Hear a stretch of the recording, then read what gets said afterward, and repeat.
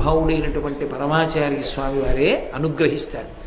వారు భగవాన్ రమణులు, శంకర భగవత్పాదులు వారందరూ ఆ స్థాయిని పొందినటువంటి వారు. వారి శరీరము కనపడదు ఇక్కడ, కానీ వారు అన్నీ తెలుసుకుంటూ ఉంటారు. అందుకే ఇప్పటికీ కంచిలో బృందావనం దగ్గరికి వెళితే ఆయన అంతేవాసులు వెళితే పేరు చెప్తారు, స్వామి ఫలానా వారు వచ్చారు అని చెప్తారు. ఎందుకంటే వారు గ్రహిస్తారు.